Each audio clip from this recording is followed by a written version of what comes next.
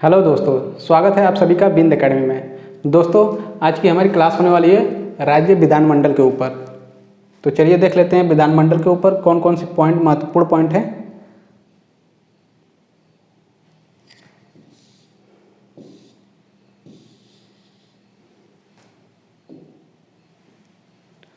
विधानमंडल यानी स्टेट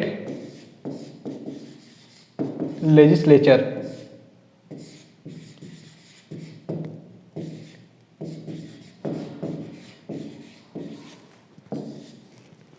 तो देखते हैं पहला पॉइंट क्या है। संविधान के छठे भाग। संविधान के छठे भाग के में अनुच्छेद 168 से 212 तक राज्य विधानमंडल के गठन, संगठन, कार्यकाल, अधिकारी, प्रक्रिया, शक्तियां, विशेष अधिकार आदि के बारे में बताया गया है। ठीक है, छठे भाग में अनुच्छेद 168 से 112 तक। ठीक है, कार्यकाल, संगठन, अधिकारी, प्रक्रिया, विशेष अधिकार तथा शक्तियां के बारे में बताया गया है। फिर हमारा अगला पॉइंट आता है, दूसरा पॉइंट, अधिकतर राज्यों में एक सदनीय। ठीक है, ज़्यादातर राज्यों में एक सदनीय व्यवस्था है, जबकि कुछ राज्यों में जो दो सदनीय व्यवस्था है। वर्तमान में केवल 7 राज्यों में दो सदन है। ये द्विसदनी मतलब 2 सदन। ठीक है, 7 राज्यों में है अभी। और कौन कौन से वो राज्य हैं देख लेते हैं, आइए। पहला है आंध्र प्रदेश, तेलंगाना, उत्तर प्रदेश, बिहार, महाराष्ट्र, कर्नाटक और जम्मू एंड कश्मीर। ठीक है, याद रखिएगा कौन कौन से राज्य हैं। फिर अगला पॉइंट देखते हैं। विधानमंडल में राज्यपाल, विधान परिषद और विधानसभा शामिल होते हैं। ठीक है, जैसे विधानमंडल है, विधानमंडल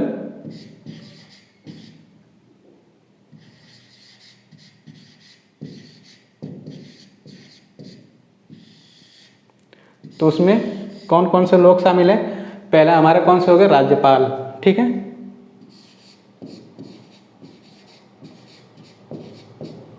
राज्यपाल। फिर दूसरे हो गए विधान परिषद। कौन हो गया, विधान परिषद।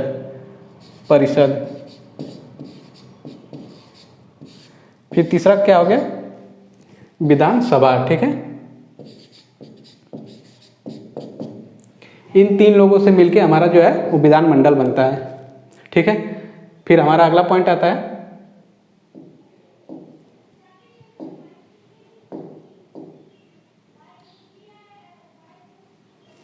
विधान परिषद उच्च सदन कहलाता है। ठीक है, जो विधान परिषद है वो उच्च सदन कहता है, यानी द्वितीय सदन या वरिष्ठों का सदन कहलाता है।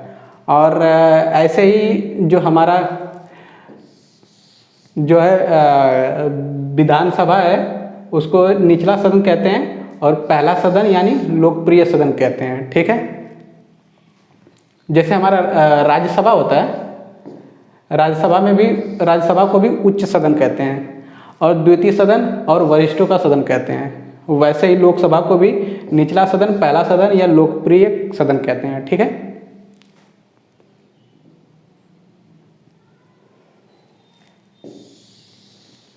अब देख लेते हैं विधान परिषद का गठन। विधान परिषद का गठन अनुच्छेद 171 में बताया गया है, विधान परिषद के गठन के बारे में। ठीक है, तो देख लेते हैं इसका गठन कैसे होता है। विधान परिषद के सदस्य अप्रत्यक्ष रूप से निर्वाचित होते हैं। ठीक है, इनको जनता द्वारा नहीं चुना जाता है। परिषद के अधिकतम संख्या विधानसभा के 1/3, विधानसभा के जितने सदस्य हैं, जितनी सदस्यों की संख्या है उसके 1/3 सदस्य होने चाहिए इसमें। ठीक है, और कम से कम 40, न्यूनतम क्या है 40 होने चाहिए। तो अभी सबसे ज़्यादा जो है कौन से राज्य की है, उत्तर प्रदेश का है, और सबसे कम कौन से है, गोवा का है। ठीक है, और निर्वाचन पद्धति अब देखते हैं इनकी जो सदस्यों के है वो निर्वाचन कैसे होते हैं। विधान परिषद के कुल सदस्यों में से जो 3 में से 1 सदस्य है, 1/3 सदस्य, मतलब 3 में से 1 सदस्य का स्थानीय निकायों जैसे नगर पालिका बोर्ड, जिला बोर्ड आदि से चुने जाते हैं।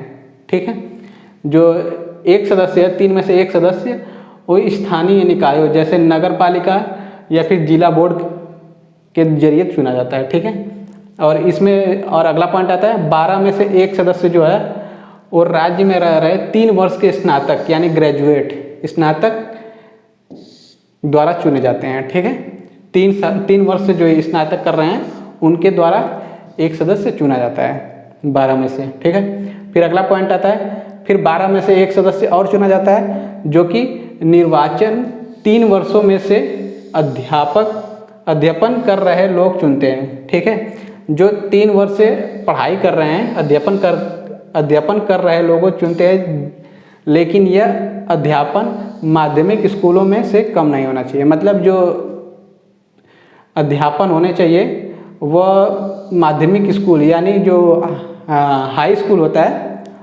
वहीं से हो सकता है, जो जूनियर वाले होते हैं वो नहीं कर सकते।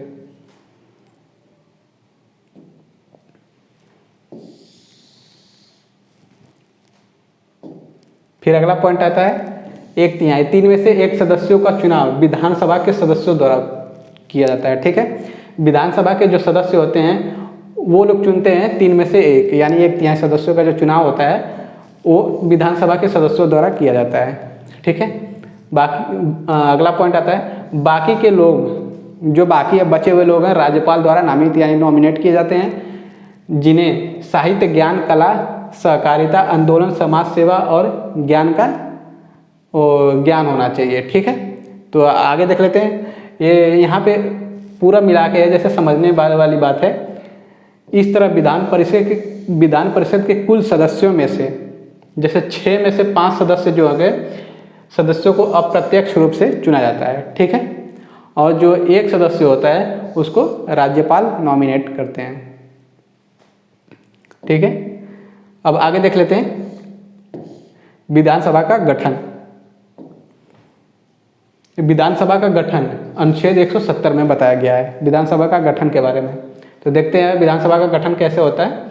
विधानसभा के प्रतिनिधियों को प्रत्यक्ष मतदान से वयस्क मताधिकार के द्वारा निर्वाचित किया जाता है। ठीक है, इस जो विधानसभा के प्रतिनिधि होते हैं उनको जनता द्वारा चुना जाता है। ठीक है, और विधान परिषद के जो प्रतिनिधि होते हैं वह जनता द्वारा सीधे नहीं चुने जाते हैं। इसकी अधिकतम संख्या 500। ठीक है, जो सदस्यों की संख्या तय की गई है वो 500 होनी चाहिए और कम से कम 7 कम से कम जो है 7 तय की गई है। तो सबसे ज़्यादा इसमें कहाँ है, अभी यूपी में है, इसमें भी यूपी में है सबसे ज़्यादा संख्या। ठीक है, आगे देख लेते हैं। राज्यपाल जो है एक एंग्लो इंडियन सदस्य यानी आंग्ल भारतीय समुदाय के सदस्य को नामित करते हैं। ठीक है, तो विधान परिषद में 1 सदस्य को नामित करते हैं राज्यपाल और विधानसभा में भी 1 सदस्य को नामित करते हैं। ठीक है, और लोकसभा और राज्यसभा में आप हमें कमेंट करके बताइएगा कि राज्यपाल कितने सदस्यों को लोकसभा में करते हैं और राज्यसभा में कितने करते हैं।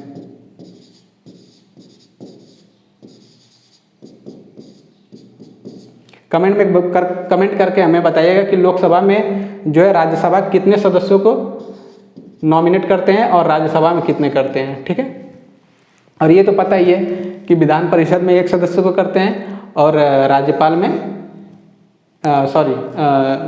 क्या बोलते हैं, विधानसभा में 1 सदस्य को करते हैं। ठीक है, अब देख लेते हैं अर्हताएं, कौन कौन सा क्वालिफिकेशन होना चाहिए। विधान परिषद और विधानसभा का सदस्य बनने के लिए कौन कौन सी अर्हताएं होनी चाहिए। सबसे पहला पॉइंट, महत्वपूर्ण पॉइंट आता है, वह भारत के नागरिक होने चाहिए। ठीक है, फिर उसके बाद आता है अगला पॉइंट, उसे चुनाव आयोग द्वारा अधिकृत किसी व्यक्ति के सामने शपथ लेनी चाहिए। ठीक है, फिर अगला पॉइंट आता है विधान परिषद के लिए। विधान परिषद के लिए कितनी आयु तय की गई है, विधान परिषद के लिए 30 वर्ष आयु तय की गई है। ठीक है, और विधानसभा के लिए 25 वर्ष, विधानसभा के लिए 25 वर्ष तय की गई है। ठीक है, और विधान परिषद के लिए संबंधित राज्य का निवासी होना चाहिए। इसका मतलब ये हुआ कि कोई भी अगर व्यक्ति जो है विधान परिषद का सदस्य अगर चुना जाएगा तो उसको संबंधित उस राज्य का निवासी होना अनिवार्य है। ठीक है, फिर अगला पॉइंट आता है हमारा विधानसभा सदस्य बनने के लिए। विधानसभा सदस्य बनने के लिए उस व्यक्ति को संबंधित राज्य यानी जिस राज्य के विधानसभा का सदस्य अगर बनना चाहता है या बनने वाला है तो उस व्यक्ति को उस राज्य के निर्वाचन क्षेत्र में मतदाता भी होना चाहिए, ठीक है, यानी उस लिस्ट में, वोटर लिस्ट में उसका नाम होना चाहिए। फिर आगे देख लेते हैं विधान परिषद का कार्यकाल। विधान परिषद के कार्यकाल के बारे में देख लेते हैं। विधान परिषद एक अस्थायी अंग है, ठीक है, ये कभी भी विघटित नहीं हो सकती, ये अस्थायी अंग है। और जैसे हमारा वहाँ पे राज्यसभा है,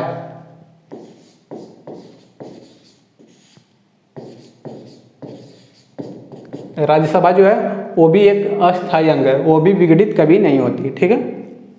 इसके 1/3 सदस्य, 1/3 प्रत्येक दूसरे वर्ष में सेवानिवृत्त होते हैं, ठीक है। और ऐसे ही जो है 1/3 सदस्य हर दूसरे वर्ष में सेवानिवृत्त होते हैं, किसके, राज्यसभा के भी होते हैं, ठीक है। फिर अगला पॉइंट आता है, इस तरह सदस्यों का कार्यकाल जो है 6 वर्ष तक होता है, ठीक है। जो विधान परिषद के सदस्य होते हैं उनका कार्यकाल क्या है, वो 6 वर्षों का होता है, ठीक है। और किसका 6 वर्ष का होता है, 6 वर्ष का ये राज्यसभा के सदस्य जो होते हैं उनका भी कार्यकाल 6 वर्ष का होता है, क्योंकि इसमें 1/3 सदस्य हर दूसरे वर्ष में सेवानिवृत्त होते हैं। फिर हमारा अगला पॉइंट आता है, सेवानिवृत्त सदस्य पुनः निर्वाचित या दोबारा नामांकन योग्य होते हैं। वह अगर जो सेवानिवृत्त यानी जो विधान परिषद का ये है, क्या बोलते हैं, अगर सेवानिवृत्त सदस्य है, अगर रिटायर हो चुका है तो वह चाहेगा तो पुनः चुनाव लड़ सकता है और दोबारा नामांकन हो सकता है, ठीक है।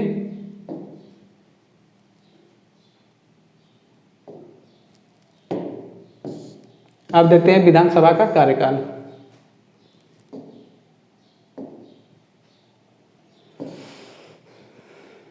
विधानसभा का कार्यकाल देखते हैं। विधानसभा निरंतर चलने वाली सदन नहीं है। ये जो विधानसभा है वो निरंतर या लगातार चलने वाली सदन नहीं है, इसे कभी भी विघटित किया जा सकता है राज्यपाल के द्वारा, ठीक है। इसका कार्यकाल जो होता है 5 वर्षों तक होता है, या फिर इससे पहले भी इसको विघटित किया जा सकता है। और अगला पॉइंट आता है, राष्ट्रीय आपातकाल के समय संसद द्वारा, ठीक है, संसद यानी पार्लियामेंट द्वारा विधानसभा का कार्यकाल एक समय में 1 वर्ष से अधिक नहीं बढ़ाया जा सकता, ठीक है। इमरजेंसी के टाइम, ठीक है, आपातकाल के समय, राष्ट्रीय नेशनल इमरजेंसी जब लगता है कि नेशनल इमरजेंसी है तो उस समय संसद यह तय कर सकता है कि जो उसका कार्यकाल है विधानसभा का, एक समय में 1 वर्ष तक बढ़ाया जा सकता है, ठीक है। और अगर आपातकाल खत्म हो जाता है तो उससे उस जो कार्यकाल है उसको 6 महीने से अधिक नहीं लेकर जाना चाहिए, उसके अंदर नया चुनाव करा लेना चाहिए, ठीक है।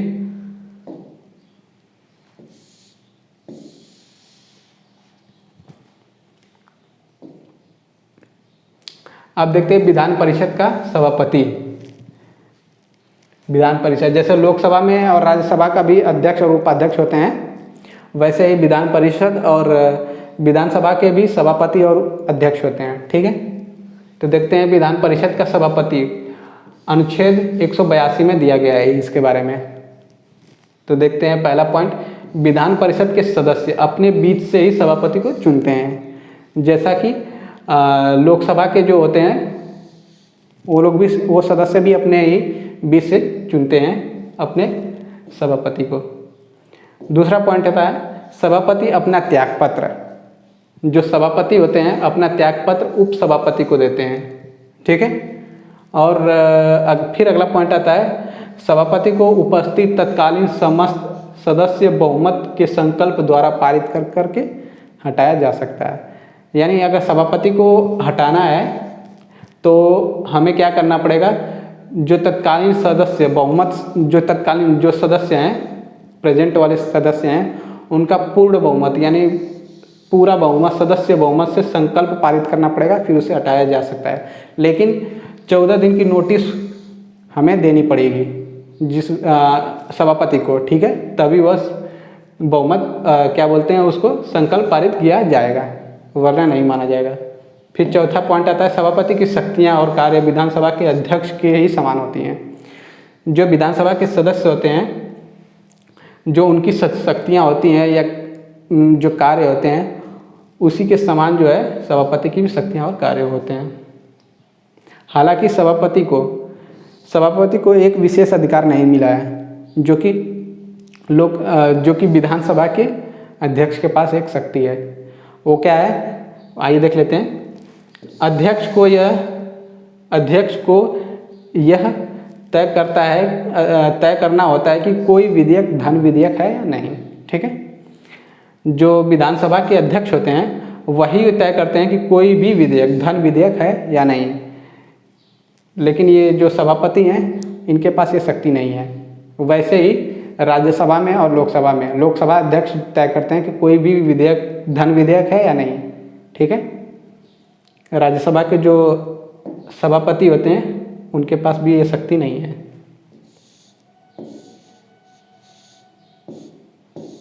फिर अगला पॉइंट देख लेते हैं।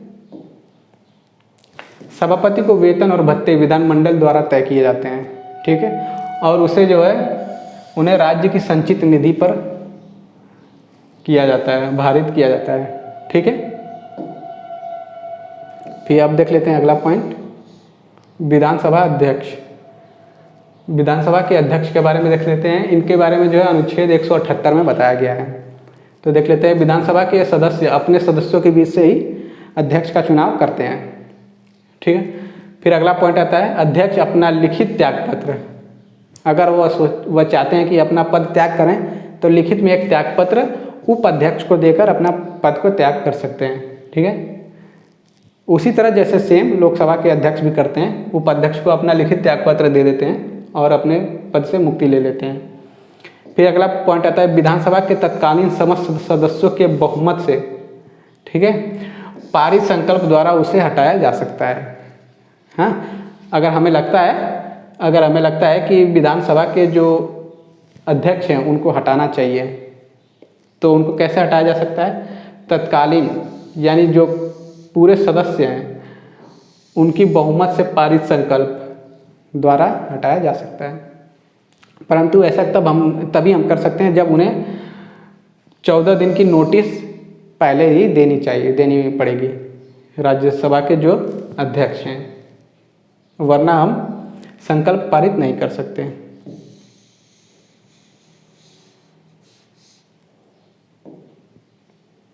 फिर अगला पॉइंट आता है, अध्यक्ष यह तय करता है कि कोई विधेयक धन विधेयक है या नहीं। ठीक है, ये हमारी महत्वपूर्ण बात है, जो याद रखने वाली बात है। अध्यक्ष यह तय करते हैं कि कोई भी विधेयक धन विधेयक है या नहीं, क्योंकि ये जो शक्ति है धन विधेयक का, ये हमारे अध्यक्ष के पास ही है, ना कि सभापति के। फिर अगला पॉइंट आता है, सदन के नेताओं के आग्रह पर यहाँ पे होगा, वह मतलब अध्यक्ष, सदन के नेताओं के आग्रह पर वह गुप्त बैठक को अनुमति प्रदान कर सकते हैं। ठीक है, अगर जैसे सदन के जो नेता हैं अगर चाहते हैं कि एक गुप्त बैठक की जाए, गुप्त मीटिंग की जाए, तो अगर अध्यक्ष बोलें तो अध्यक्ष उसको अनुमति दे सकते हैं मीटिंग को। फिर अगला पॉइंट आता है, वह कार्यवाही एवं अन्य कार्य को सुनिश्चित करते हैं और व्यवस्था और शिष्टाचार बनाए रखते हैं। ठीक है, उनका ये काम होता है कि वह कार्यवाही और अन्य कार्यों को सुनिश्चित करें और करने के लिए व्यवस्था और शिष्टाचार बनाए रखें लोगों में, जो सदस्य हैं। फिर अगला पॉइंट आता है, प्रथम मामले में वह मत नहीं देते हैं। ठीक है, प्रथम मामले में वह मत नहीं देते हैं, लेकिन मतों के बराबर होने के बाद वह निर्णायक मत दे सकते हैं। ठीक है,